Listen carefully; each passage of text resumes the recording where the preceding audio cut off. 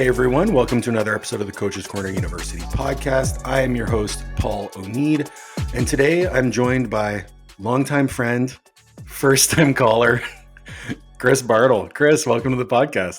Hello, Paul. Thank you for having me. It's been a minute, and I'm glad to finally get the chance to chit-chat.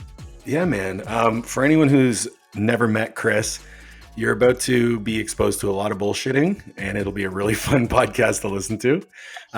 Chris and I met, I guess, virtually a long time ago, writing for Brian Carroll's website, powerxstrength.com. Chris has been, man, you've been in the strength and conditioning industry for how long now? Probably close to 30 years. Well, I'm not that old, but yeah, first time I got under a barbell, I was 12. And then I've been a coach for, I think this is going on year 16 plus now. For anyone who uninitiated, give us a little bit of a background competitively and then how that transitions into coaching. Okay. So this whole thing started, I don't even remember how many years ago when I was really fat. And I worked with T Nation and Christian Thibodeau during their physique clinic program that they did, and lost a whole bunch of weight. Short story is I lost close to a little over 100 pounds, actually. Did a triathlon. One triathlon turned into doing 7 triathlons, which turned into me feeling really weak, and I wanted to feel strong again. So I contacted a local powerlifting coach and started doing single ply meets. Started basically beating the hell out of people in single ply meets all over California. And then I wanted to make the jump to multiply. So I heard a podcast with Brian where he was talking about opening up his coaching services. So I reached out to Brian, started working with Brian, and Brian took me from literally a no one single ply moving to multiply to at my best. I had the 11th ranked deadlift in the world, the 14th bench, and the 18th squat, and my total. This was a long time ago, was just under 2,100 pounds total. So my lifetime best competition numbers is 805, 625, 700. But I always say that my best lift that Brian ever coached me to do was a 415 front squat for 17 reps. That was probably my most proud lift that I did with Brian. That's a bananas lift. Yeah, it's actually a really funny story. So I kind of had an online beef with a fitness influencer who likes to talk about butts a lot. And he did a meet. Yeah. And there was like a meet that came up where he back squatted a certain number, and Brian knew of the beef and subtly changed my off-season programming because he thought it'd be funny if I could rep the dude's back squat with my front squat. So after a bunch of D-ball, I hopped underneath the bar and I just went crazy on it. I was so hyped. And yeah, I always tell kids, even my high school kids are like, what's the one lift you're most proud of? And I'm like, that one, hands down. It's funny. I don't think I think about the crazy lifts that I've done. And honestly, none of my best lifts fall within that category. Yeah. Like the lifts you remember are rarely ever like your best singles. Well, before that, when I played college football and I was a walk-on, and when we did our testing going into spring ball, I was the only freshman to hit 20 reps on the 225 bench press test. So that one was the OG. When I was 19, I did that. And then to hit the front squat one, I've also repped 600. I used to compete sumo. And then when I stopped competing, I started doing all my training conventional, and I repped 600 conventional. So that was also another pretty cool.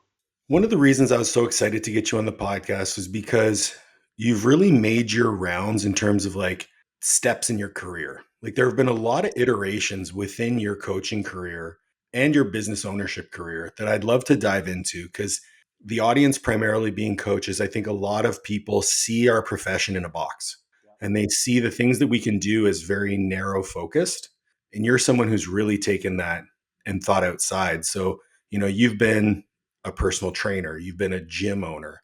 Take us through kind of the different chapters of Strength Inc. Strength Inc., ironically enough, started with Craig Ballantyne and turbulence training.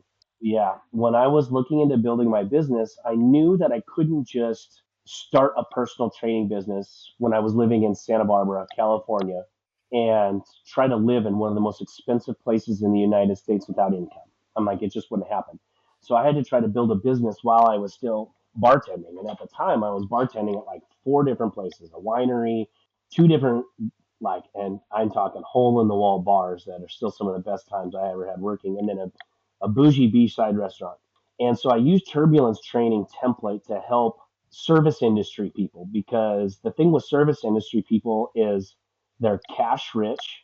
They have plenty of time during the day, and they're 20 somethings. They're just like everybody else. They want to train, they want to look good, they want to feel good, especially the guys, because if you work in a place like Santa Barbara in an industry of nightclubs and you're not in shape, you're not going to make a lot of money, because the girls are going to go find the bartenders who have a physique, right? So I was blessed because I had just lost all this weight. I was 192, 193 pounds, and I was working at this beachside restaurant, and it was fish in a barrel. And I was just like, okay, there, I'm onto this. So I started reaching out to bartenders and people that I knew in the industry, and they were all about it. The cool thing is they didn't want to do it in the morning. They wanted to do it like early afternoon, like 2 o'clock. So I could work the winery in the morning, do my boot camp in the early afternoon, and then work in the bars at night. And so I did that until I built this reputation up, and I got to the point financially where I could stop bartending altogether. And then I was just doing training. And then I started working at Spectrum, a couple other big box gyms, and I built a client base there through their phenomenally horrible sales techniques. And then that just kind of kept growing, and I kept building my business and got to the point to where I was spending a lot of money renting space in gyms. One of my clients at the time, he ran, before he retired, he ran the world's second largest marketing agency. And he was just like, you need your own spot. You need to market your own spot. That's what the money is. And so that's where Bayside Barbell, my first ever gym, came in California. And I got lucky. I was paying super cheap rent in the most up and coming spot in all of Santa Barbara. And I took it from having 3 clients to having 40 clients in a matter of weeks, Holy just shit. because I just kept building that reputation. It also was a bonus that I had my own spot, because I ended up meeting a scout for the New York Yankees who was a summer league coach. And he was like, I have guys, college players, that come out every summer. He goes, I don't really bring people unless they're first, second, or third team All Americans. And so I'm like, yeah, okay, I'm in. Let's train some All Americans. So it started with, I had like 20. I think at that time I had 23 clients, and then I had my first group of baseball guys, which were 6. So I had 6 Division I All Americans training with me, 4 of which were from the University of Texas. So that got me into the University of Texas program. And then for the next 4 years, it was just like, how many people from University of Texas were they going to send to train with me? And then my reputation through the Big 12 spread, and then it got to the SEC, and it got to the ACC, and then all of a sudden I had 30 new clients now, and I had a crop of 25 to 30 baseball players coming every summer. And then those baseball guys turned pro, kept working with me in the off season, and then blah blah blah, and that's built Bayside up into this monster that's still talked about in Santa Barbara today. So I'm going to interrupt you because the first thing that jumped up to me as like a question is like, how does some personal trainer who opened up a gym get the trust of a like a scout or an agent or whoever this guy was to train Division I baseball players? Number one, how do you educate yourself in that regard? How do you ingratiate yourself into this guy's Yep. back pocket? Like, how does that happen? I played baseball growing up, so that was my in for conversation. So I could talk baseball with this guy. And it really started over a glass of scotch or a glass of bourbon and a Cuban cigar, because he had just spent some time in Cuba scouting. And we ran into each other at a party, and he was just like, well, talk to me. So I told him about my background playing baseball, and that I'd worked with my alma mater, my high school alma mater, in writing their program for 2 years. Okay. And during that time that I was writing their program, they won their first state title in the history of our school in baseball. And I take no credit for that. Total coincidence, right? But he saw it as an opportunity to bring in somebody that knew how to train baseball guys. And I made him a deal. I was just like, I'll train this first group of guys for free. And if you don't like the results and the college coaches don't like the results, then never work with me again. But if they like the results and you like the results, I'm going to charge them every summer that they come out. And he said, deal. So I did that whole first summer for free.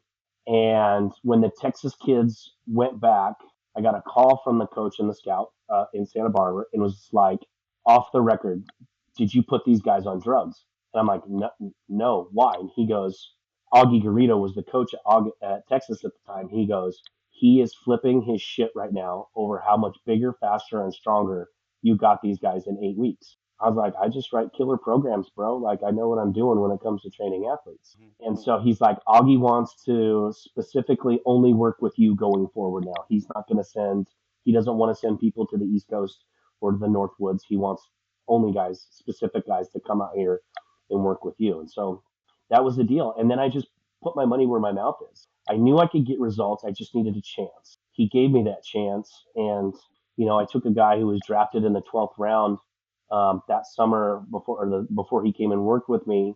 And we took his 60 from a 6'8" down to a 6'2", and he jumped from the 12th round to the fourth round draft pick in one season. Whatever methods I used worked, and that just became stories that coaches tell in their circle. The problem with Bayside was when my lease came up, and this is a major flag for business owners, is I didn't project the growth of the area where my gym was located very well. So I knew it was in an up and coming spot of Santa Barbara. I just didn't know that it would become the heartbeat and mecca of what Santa Barbara is now. And being a block away from the beach, I didn't realize that my landlord saw an opportunity to make insane amount of money. I was paying a little under $2 a square foot, excuse me. And then when my lease came up, he wanted to charge me $8 a square foot. And I was like, dude, I do not have the capital and the overhead to do 8,000 a square foot. So I couldn't renew my lease, and he replaced me. And so I had to shut Bayside down. How does that go? Like, do you immediately start looking for another location? Like, what was the thought process there? Because I'm sure someone listening is going through or has gone through something similar. You ever seen on TV that ESPN now they show the wiffle ball league, or they show wiffle ball league highlights, and the pitchers are throwing these balls and these guys are swinging out their ass and they're totally missing. You Yeah. just opened a page of my life where I'm the batter and I'm trying to hit this crazy wiffle ball that's being thrown at me, and that Mm, person that's pitching is called life. So I shopped around trying to find another spot to move Bayside. No one wanted a gym. And all the places that I could put a gym were so astronomically high in terms of rent and triple net and utilities. I couldn't do it. So I made the decision I was going to sell my equipment and just shut it down. And I was just going to go back to being a personal trainer, renting space. Well, I ended up falling in love and moving out of Santa Barbara into a place called Santa Maria, which was about an hour away. And I started working in a gym up there, but it was just not my scene. It was housewives and just people that I wasn't comfortable training, that my training style didn't fit. So I reached out to a friend of mine back in Santa Barbara, and she opened up a new gym, and she was a former athlete, and she was looking for athletes. I was like, can I just rent some space? I just want to train the baseball guys. She's like, sure. So I started renting from her again. And then, 5 baseball guys turned into 25 clients just overnight because everyone heard I was back in town. So I'm commuting an hour plus each way to go to work. And then a client of mine is like, you need to get your own gym again. Let's find you another space. I found a space.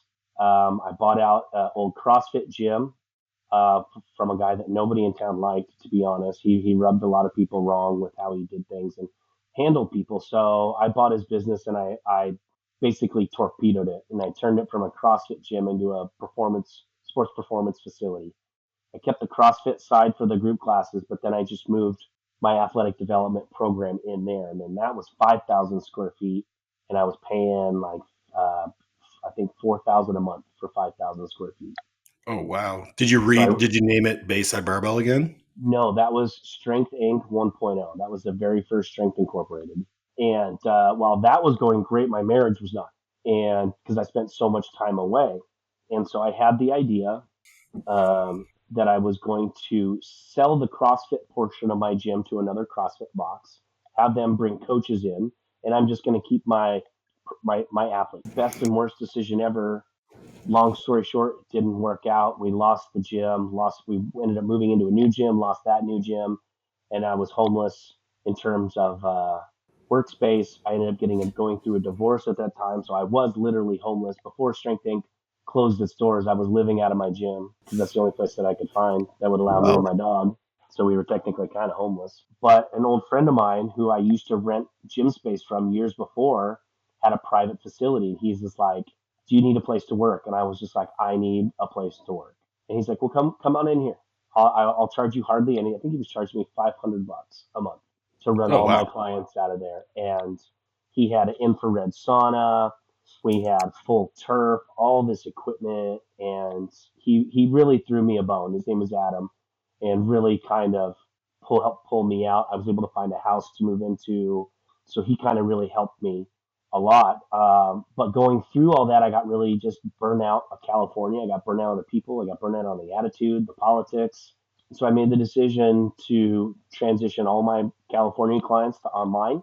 And I moved back home to Washington. And that's when I really went all in on the high school side. At any point during this, like, I mean, listen, we've all fallen on hard times. We've had that like roller coaster of good and bad. But when it comes to like your profession, did you ever have thoughts of just quitting and getting a real job? Talk every day. What stopped you? Jay Ashman. Really? That's a That name I haven't guy, heard in a while. that guy was one of my closest, dearest friends for about a 5 year period when all this stuff was going down with us at Team Power X Strength and stuff like that. He and I became super, super close. Mhm. And he kept he kept reminding me of my resume all the time. Yep.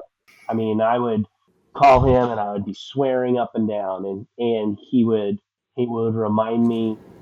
He would just start rattling off the college names. He'd be like Texas, Texas A&M, Rice, Florida State, North Carolina, and Mississippi State, UCLA, UW, BYU. I mean, all these colleges that I worked with where I trained all these guys. And I was like, "Yeah, you're right." And I would get back into it. And then I would get frustrated and I would call him. And then he would just keep reminding me of it. And he's just like, "You're kind of in limbo. You haven't realized where you're at with your career and you need to make a transition." So he really kept me in the game. Really did. He was always really kind to me. Like Yeah, I never really needed him for anything per se, but he definitely had a way of like knowing when you needed a reach out. always. There was Yeah. something we had a very weird, unique connection because you hit the nail on the head. Like there would be a time where I would always take my dog for the walk on the beach. That was like my time to decompress. And I mean, probably 7, 8 times out of 10, I'd be walking on the beach and I'd be like, "God, I miss Jay. I wish he would just call me." And sure enough, within like an hour or two, I'd get a phone call from him. It was just weird, you know, because of the Maybe he time zone. bugged I your would phone. always try to reach out to him, but it was always a weird one. And so his timing was just impeccable. Always when I needed it. Um, he was just always there. That's cool, man. I love that. I think it's something that's often overlooked, very seldom spoken about is how important it is to have a support system as a business owner. Mhm. Whether it's your family, whether it's your partner, whether it's, you know, just a group of friends, having people that you can lean on when you're going through challenging times cuz man, owning a business can be very lonely. It's incredibly lonely, and not just having a support system, but having a mentor that has been there, done that, and experienced all those things. Mhm. He may or may not be your support system, but odds are there probably are going to be. And just having that connection and that bond to be able to, and I talked about this on previous podcasts, the biggest problem with coaches in this industry is their ego and their inability to ask for help. Because so many people think that asking for help is a sign of vulnerability and weakness. And really, to me, it's the sign of the utmost strength because if you're asking somebody for help, you've gotten to a point to where your knowledge and experience can't move the needle any further. And maybe you're burnt out. Maybe your brain just isn't quite working and you need help from somebody to move your brain into a whole nother system and train of thought to be able to think of things that you might not have seen or thought about because they look at your business from a different perspective. They're not in it. You, as a business owner, drown in it daily. whether you are making millions of dollars or whether you're losing thousands of dollars a month, you can't see through the smoke sometimes. So when you work with somebody outside of your sphere, it's phenomenal because they provide just a whole nother layer of vision and thought of your business that they see. You might not. You move back to Washington, you get involved in the high school scene, Yep. you go all in there. Was that kind of your stopgap? Like initially we were like, okay, well, I guess I'll go after high school, or was that the plan right from the beginning? That was the plan from the beginning. I knew that if I was going to come back, one of the driving factors in wanting to come back was being able to train my niece, who was, I would say, a not a high level, but just right on the cusp of being a high level track athlete. And I wanted to train her. I wanted her to go next level. I wanted her to feel a podium in track. And so that, I mean, really just, I missed her growing up. So I wanted to spend some time with her. It was one of the catalysts. And so when I came back, I knew I wanted to train high school kids. It was just a matter of one, finding a gym that I felt comfortable with, and two, finding the athletes. But what turned out to be is I got hired at Mount Baker to run their entire strength and conditioning program, just off an email. So the first thing that I did when I got home is I made a list of all 7 athletic directors in the area, and I wrote them all the exact same letter. And the letter was basically this: I've been doing this for a really long time. Here's my resume of every single Division One top 10 draft pick that I've worked with. You're going to want to hire me. And one high school responded within 20 minutes, and it was Mount Baker. And he's like, I'm at an athletic directors conference. Let's meet next week on Monday. And I was great. So I went in and I met with him, and he's just like, why should I hire you? And I looked at him and I was like, when's the last time you took your wife on a vacation in summer? He's like, I've been here for almost 30 years and I've never taken a week vacation with my wife in the summer. I was like, you are this summer. And that was it. He hired me on the spot because I showed him with my program he could release some of his power of having to run the weight room. He wouldn't have to be there every single day, that his football team and his kids were going to be, one, safe, but two, I was going to get them bigger, faster, stronger than any team that he's ever had. And I would change the weight room culture of his program. And he could take his wife on a week vacation. So this is where like some people will run through people's bios just as like on a podcast, just as an opportunity to like check a box.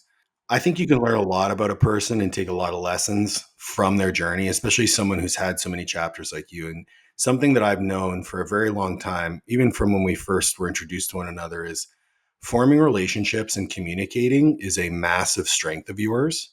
And it is a massive weakness of so many young coaches Mm-hmm. to have the balls to approach a meeting with a potential employer and say, I am everything you need and you need to hire me today. Where did that, number one, where did the confidence come from? Is it like a fake it till you make it thing? Or is it like like an attitude or a persona that you've learned and embodied over time? I learned it. But again, it goes back to what we just talked about with Jay. It's the constant reminder of the resume. I never thought I was a good coach at all. I thought I sucked. Like, I didn't think I could get results for anybody. Despite having the data to prove that I could, I always thought that I sucked. Because the litmus test for me was I had to train professional athletes, which was a total misguided and total misconception. That wasn't what it took for me to be successful, but that's what I told myself it would take. Even once I got to that point and I was training professional athletes, it still didn't feel like I had made it. You know what I mean? But it was just like I was talking to my dad about it. He's like, "Look, you're walking into a high school where that your family built. I was a phenomenal star athlete. Your uncle was a phenomenal star athlete. They know of you and what you and your brother accomplished as athletes in this county." He's like, and remember where you came from. Remember all the baseball guys that you worked with. Like, you're good. Go in there and show them that you're good. And so I remember sitting in the parking lot and I was reading my resume. I was reading my own fucking resume. And I was going through the list and it put a smile on my face because I was like, Arkansas. And I remembered the players that I trained from Arkansas and the guy who had just got called up to pitch for the Washington Nationals. I was like, damn. And then I saw University of Texas. I was like, God, remember when I got this guy to AAA and Colorado Rockies, and then Texas Tech. Oh shit, the guy that went number 8 overall. And I was like, I'm good. I am good, and I'm gonna go show this guy I'm good. but it was a learn. I mean, it took me over a decade of training athletes to finally feel confident in my abilities, to be able to walk in there and swing such a big bat and tell that guy exactly what I told him. Okay, so you're head strength coach, Mount Baker. When does Strengthening 2.0 come into play? COVID. Ah, So when COVID came about, and they shut everything down, the school district asked me, they were going to be doing online classes. And they were like, will you still hold a session for the kids? And they can log in Zoom and they can do workouts in their living room. And I was like, absolutely, not a problem. So I would write body weight workouts or backpacks where I would make them load all their books and get books or whatever they could from the house and put them in their backpacks so we could front load, back load, contra load, all this other stuff.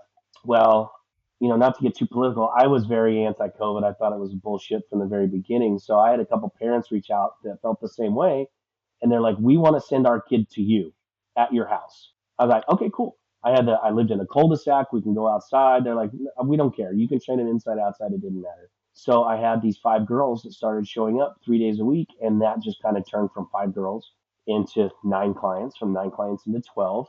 And then COVID stopped, and we went back to the school, and I had gone from 30 kids at Mount Baker pre-COVID to 115 post-COVID because of the work that I did through it. So we were holy. running 115 kids through this tiny ass little weight room 3 days a week, while I still train kids on the outside. And um, and then I was just like, I ended up leaving Mount Baker because I wouldn't get the jab, so I couldn't train or coach there anymore. So I was like, fine. I sent a letter out on Facebook. I posted a Facebook message in the Mount Baker Sports Group and said, I'm not being forced to do this. They told me I could lie and say I'm getting a religious exemption, but that doesn't make, and it's very religious up here. I go, that doesn't make me a very good Christian if I lie. And I worded it a very funny way. And anyways, and I was like, I have a gym at my house. If you guys are interested, please send your kids. And I had 20 kids sign up within an hour. And that was the start of Strengthening 2.0. And so I trained people out of my house for the better part of 2 years until I found a piece of property about 2 miles down the road. And then I moved in there. I think one of the most interesting takeaways from the journey to where it is now is the fact that at no point did you do anything fancy marketing, anything, out of the ordinary, except just create great relationships with the people that you were working with and provide a very high level of service. Honestly, that was it, right? So the first day I walked into the Mount Baker weight room, there was 15 football players and one track athlete. She was the only girl. And after that first session, they're like, one, we've never trained like that, and two, no one has ever talked to us the way that you talk to us, right? So that was the start of me building a culture. I wanted to build a culture of hard work and respect for the coaches and respect for the weight room. And I knew I finally got my culture the way that I wanted it when it was in the middle of winter. We would start training at 6 a.m. And I was like, I told the kids, I was like, we will start exactly at 6. There's no warming up. You're doing all your mobility foam rolling. You need to get that done because at 6 a.m. we start because we only got 75 minutes and we're going balls to the wall. And one thing that I kept noticing is every time the kids would come in the morning, it was always a good morning, coach. Good morning, coach. Good morning. How are you? You got your coffee today? How you feeling? It was everything. So when someone would walk in and they didn't say good morning, I didn't say anything, but the entire weight room would be like, get out and try it again. And they would make the kid walk out of the weight room and then walk back in until they said good morning. And that's what I knew. I was like, this is the culture that I want. They're showing up. I would pull in the parking lot at 5:35, 5:40, and there would be 20 cars already in the parking lot waiting for me to open the gym up so they could get going, get their mobility and their foam rolling done. So at 6 a.m., when I really cranked up the music, that was the sign it was time to get after it. When the music went from low to moderate to maxing out the speakers, it was fucking go time. And it was like clockwork. And it gives me goosebumps thinking about that winter because it was in that I morning literally have session. I mean, goosebumps we myself. had 65 kids in that morning session with 5 squat racks, and they were crushing it. Nobody missed a session. It was seriously one of the coolest things I've ever been a part of. How does one go about establishing a culture like that? Like if you have Yeah. maybe Two or three tips on creating a gym culture like that.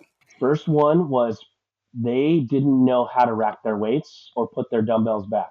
So I wouldn't let them leave until the dumbbells were in numerical order, the kettlebells were in numerical order, all of the benches were set at the exact same angle. I didn't care if they were flat, low incline, medium incline. Every bench had to be at the same angle. So someone had to pick what the angle was. The bars all had to be on the same hole in every squat rack. So if you looked at it down the line, it looked like one squat rack, not five. Mm-hmm.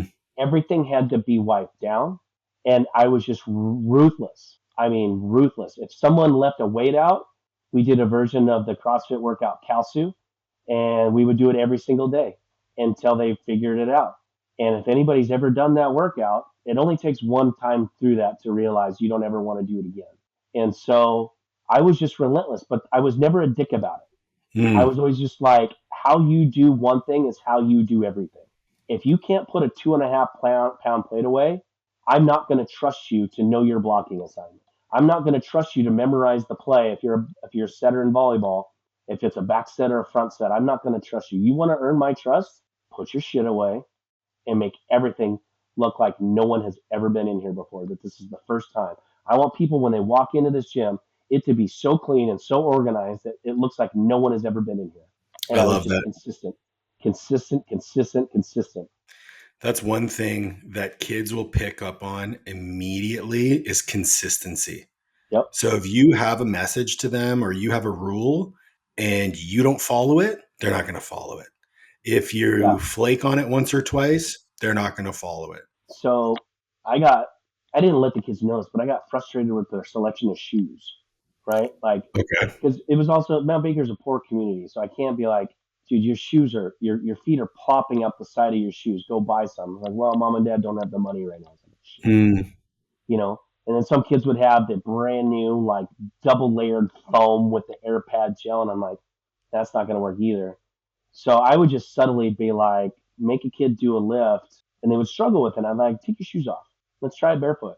And then they would smoke it. And then everybody around would see the difference between with a bad shoe and barefoot. And so I remember one day I just walk in and everyone's getting ready, and everybody, like the weights, they had their shoes organized and lined up against the wall. I didn't ask them to do it.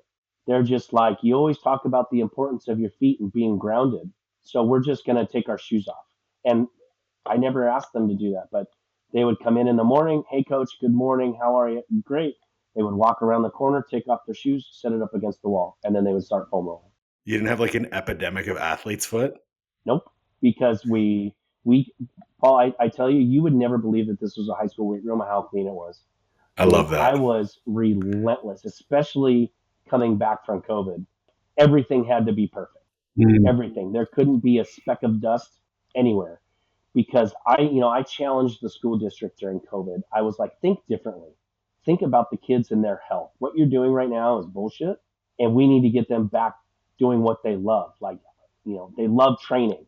And that was the other thing. I got these kids to fall in love with training because I didn't do a cookie cutter approach. I didn't write a workout on the board that was 3 sets of 10 of 15 different movements. I created my system that had 4 different levels, and you had to test into each level based off of certain strength standards. The boys had separate workouts for the girls because in that weight room, there was only 2 genders. You were a boy or a girl. Girls need to be trained different than boys as they're going through their teenage years. It's a fact. So I can't train a volleyball girl like a lineman or a football player. And I can't train a senior like a freshman. So I had a program that had 4 different levels.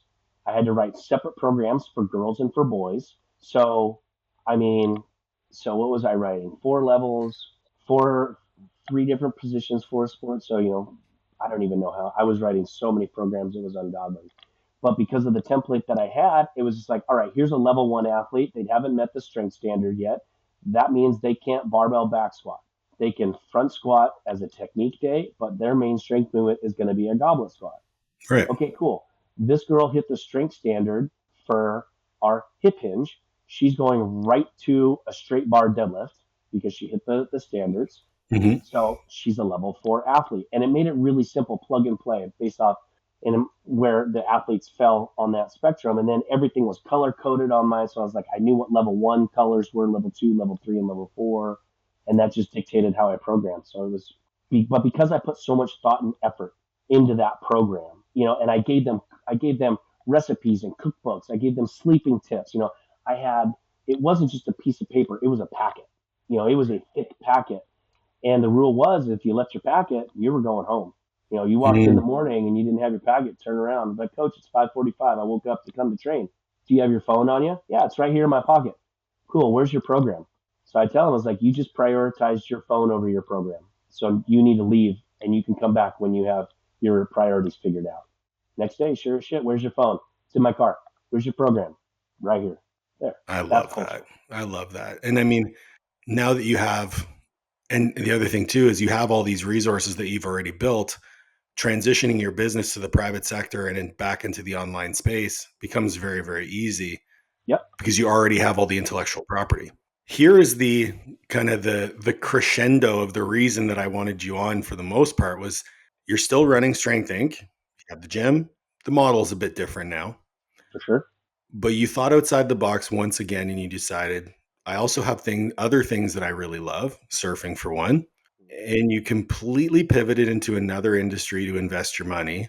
Mm-hmm. Now you own a tourism company in Costa Rica. Yep.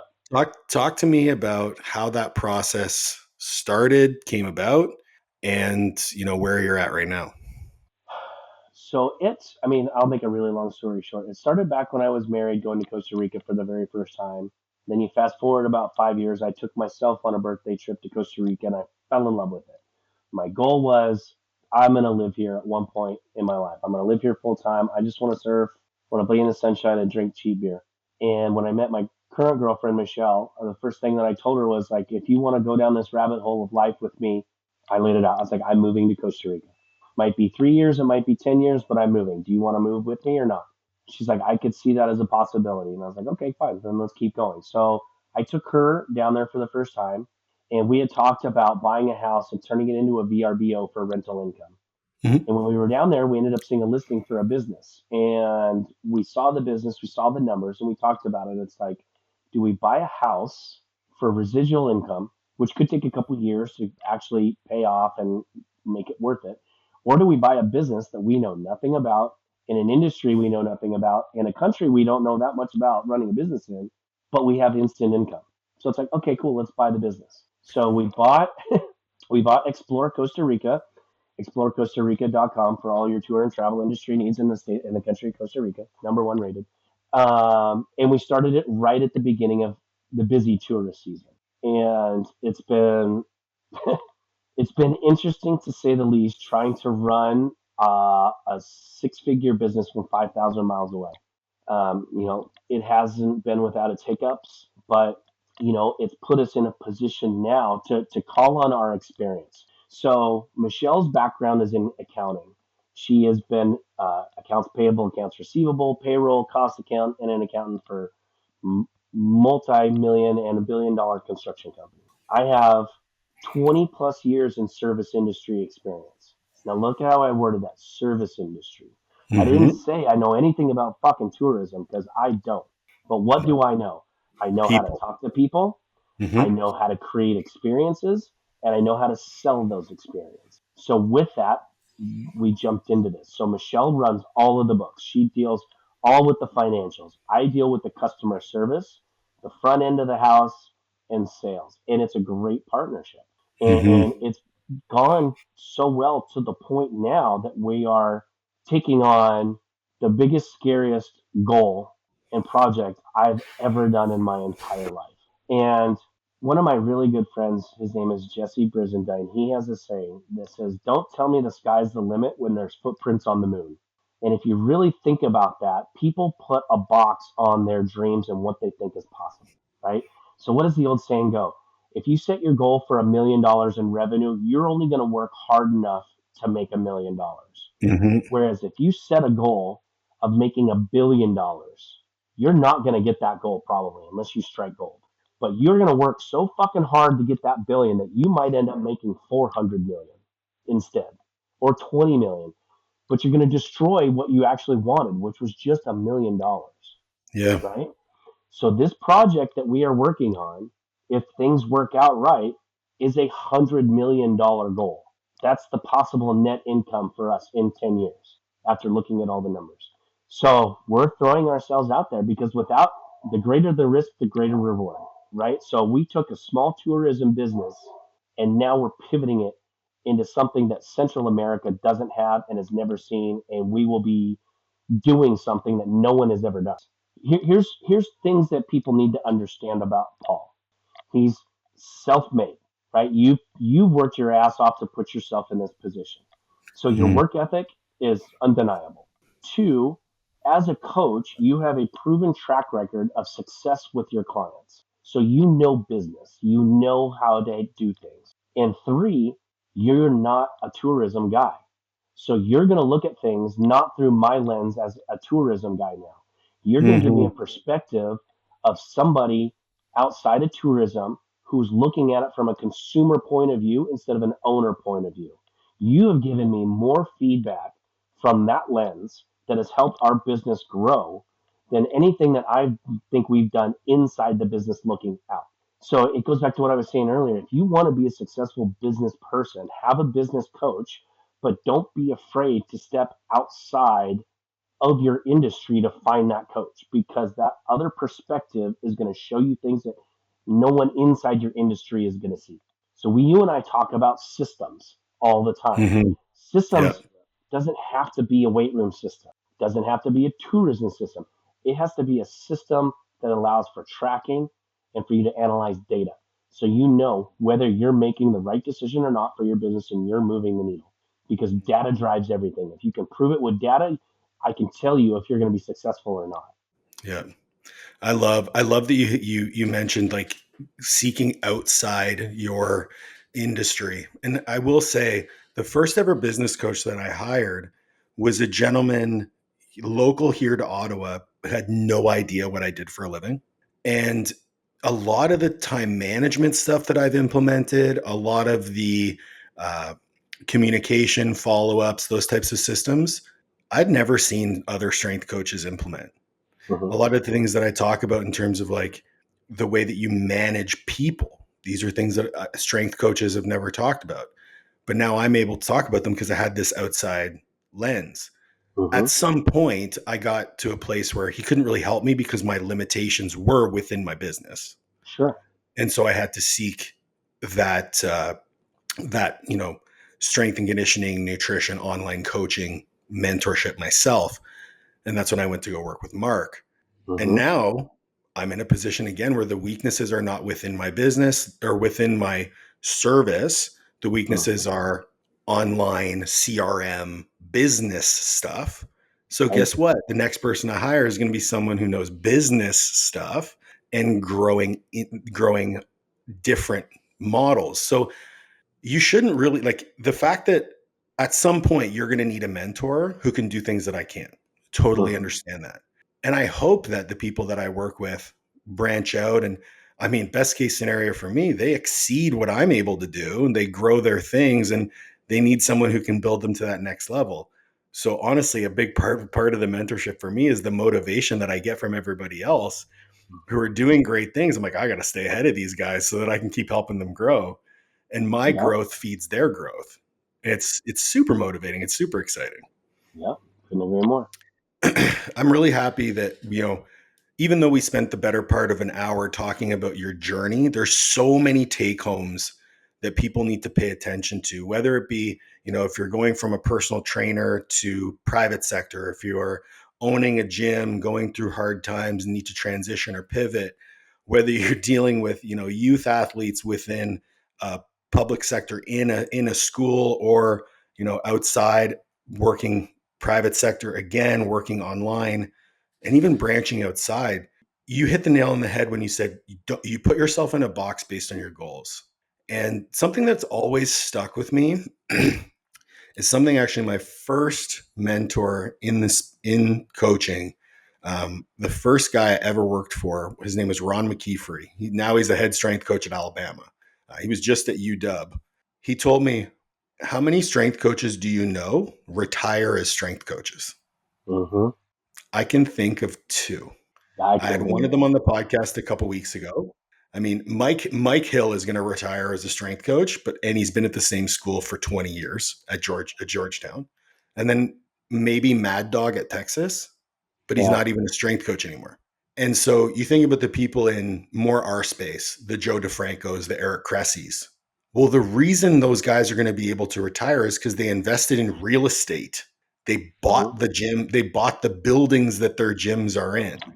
Yeah. They branched out and made, connection. Joe went to On It, made a connection with On It, and then branched out with WWE, right? So you're not going to retire off coaching people. You have to No. think what's next. And I'm sure that played into your decision.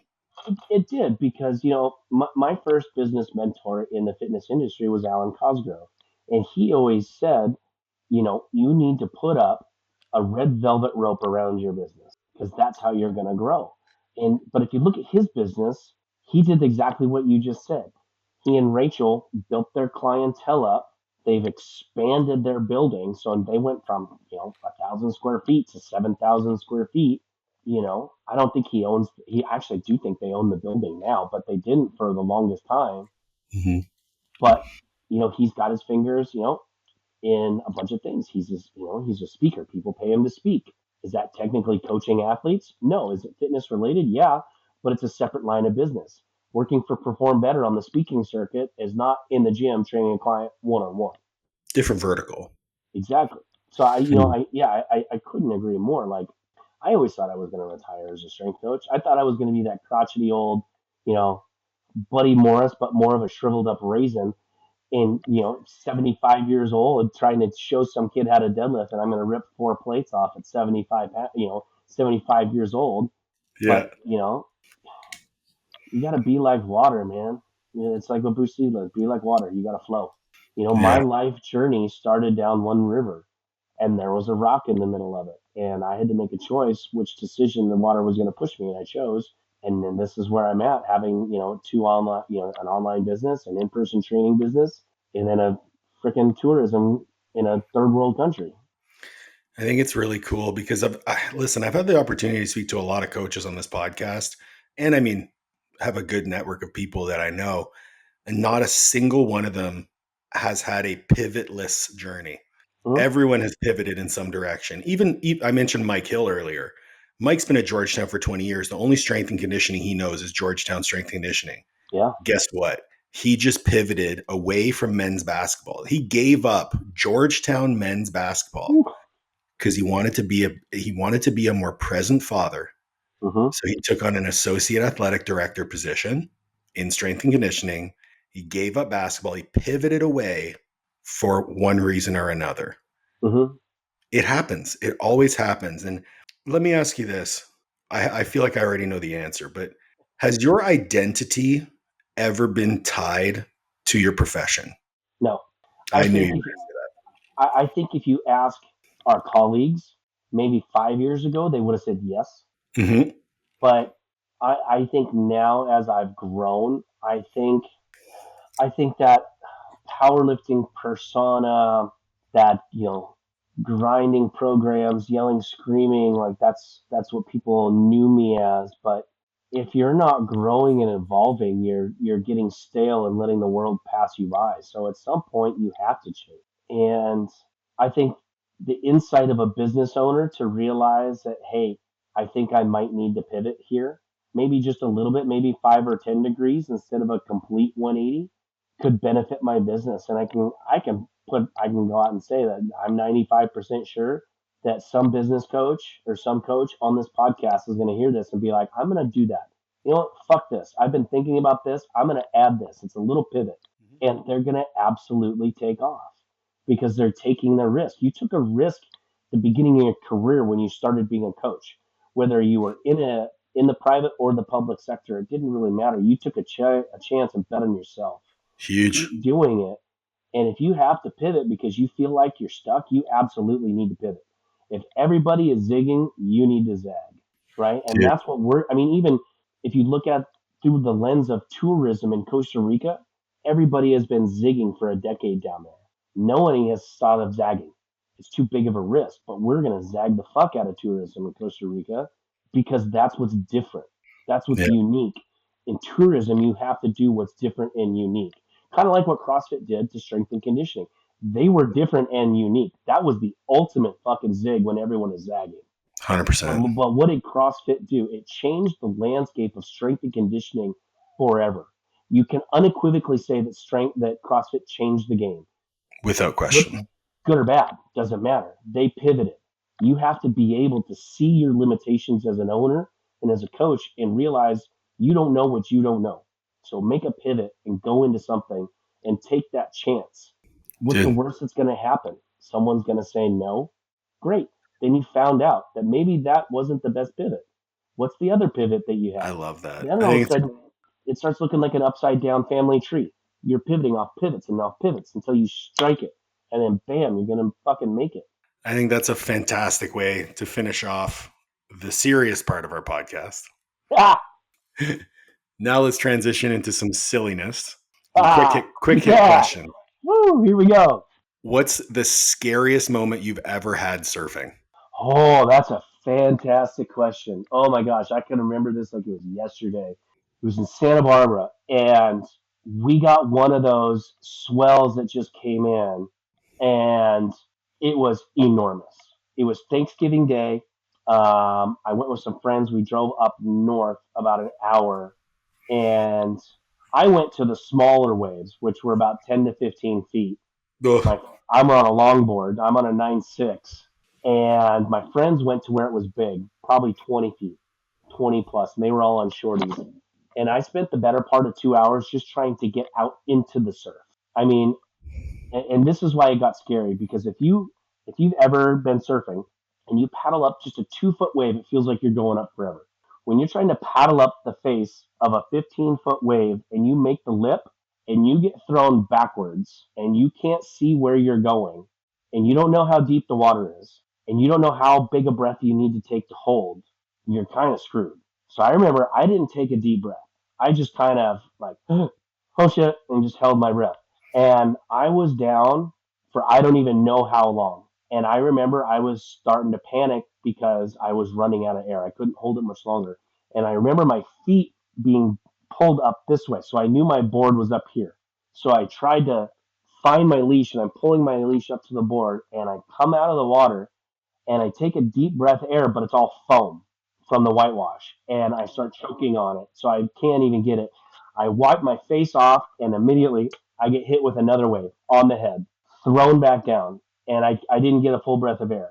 And I'm down there for maybe 10 seconds, and I went into full blown freak the fuck out mode because now I have no air. So I'm desperately trying to find my leash to pull myself back up. I pull myself back up, I get my board, I'm laying like this, I'm kind of and I look up, bam, I get smashed again. Third time in a row. Get thrown all the way down. This time, because the waves had kept pushing me closer to shore, I actually hit the sand on the bottom, knocked the wind out of me. So now I have zero oxygen in it. I'm freaking out and I'm clawing on the sand like this to try to claw my way out. I get circled back like this up to the top. I find my board. I finally get to wash my face off. I look around. I don't see a wave. So I get on my board and I start to paddle in, and wham, I took a wave right in the middle of my back. I thought it broke my board. Sent me back down. And so that was Oh my like the God. fourth or fifth wave in a row. And finally, I'm underwater. I had some breath. I was able to actually, I'm like, you know what? Fuck this. I took my leash off my leg. And I just waited until I got popped up. I was able to look through the foam. I saw the beach and I just started swimming as hard as I could. Hard as I could. I could feel the wave coming and it was just kind of, as I got closer, the waves got smaller and smaller until I could finally just kind of body surf on in. That whole ordeal probably took 5 minutes. Oh my God. And it was fucking terrifying. I thought you were going to tell me a shark story. Oh, I've seen great whites surfing before. That would, I would legitimately poo myself. Yeah, I mean, where we would surf in Santa Barbara is, it's where they spend 80% of the time filming Shark Week. Great white deaths every other year down there. There's a seal Oh, refuge, so lovely. the great whites they migrate there to feast off the seals. And one of the best surf spots, Rincon, is right around the corner. So I Yeah. feel like You me in a know, wetsuit would look way too much like a seal. it's terrifying. That's a fantastic question. There's a bar on your back. You're going for a PR. What song's in your ear? None. Very Bulgarian of you. No. Um, I was I was lucky enough that I always compete in RPS meets when Gene was Oh, still around. Gene Reichlek. I loved Gene. yeah. He and I became such good friends. He's a good Devastated dude. when he passed away. Devastated. That Yeah. shook me to the core. But he knew that early five finger death punch would make me go through a fucking brick wall. So when I was on deck, he would have a five finger death punch song on cue, and when I would come up, Amy, his wife, would switch it, and I would always walk out to a five finger death punch song, like early when they were hard, like when they were metal, not this bougie bullshit that they do now, but when they were good and hard. If I had to pick, oh gosh, it would be a Lamb of God song. Yeah, Yeah. it would be a Lamb of God song now. Yeah. I can dig it. Do you crack an egg on a flat surface or the corner of a pan? Both Whatever floats your boat at that wherever I'm moment. at, in our new kitchen with we got a brand new 6 burner stove. Um, if I'm using the middle burners, I don't have a flat surface, so I have to crack on the edge. If I'm using one of the outside burners, I can crack on the counter. You have 6 burners. I bet the front right burner gets the most use still. I'm conscious of it, and I feel bad for the other burners, so I make sure that I use the other burners just so I can show them some love. Like seriously, That's they show amazing. laughing. I'm like, I'm sorry, guys, I forgot. I've been using this front right burner. I'm going to use the back left burner. Last question. If there was one person you would like to see me interview on the podcast, who would it be? But the caveat is you have to help me get them on. Who would I like to? What would you want the topic to be? Anything related to coaching or online business. You gotta talk to Peter Park. Peter Park, Peter Park. like Spider-Man. No, that's Peter Parker. Oh, okay. Sorry.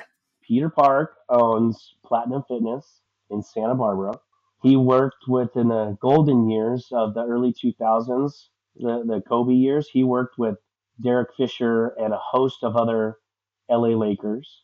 He was Lance Armstrong's conditioning coach during the entire time he was fucking the world up on the bike. He's trained Giancarlo Stanton. He's trained during the Legion of Boom era of the Seattle Seahawks. He trained most of their defensive front seven. Peter is a fucking psycho. His idea of a good time, Paul, and he asked me to do this with him one time. He's like, "You want to come in and train with me one day?" I'm like, "This sounds like a horrible idea. What do you have in mind?" He's like, "I want to work up, and I finally want to deadlift. I think it was 500 pounds." He goes, "I want to work up and do a 1 rep max, trap bar max, 500-pound deadlift." I go, "Yeah." And he goes, "Then I want to get on my bike and do Lance Armstrong's time trial up the mountain." I'm like, "Fuck you. No, that sounds like a horrible idea." Like, Sounds like a no, guy.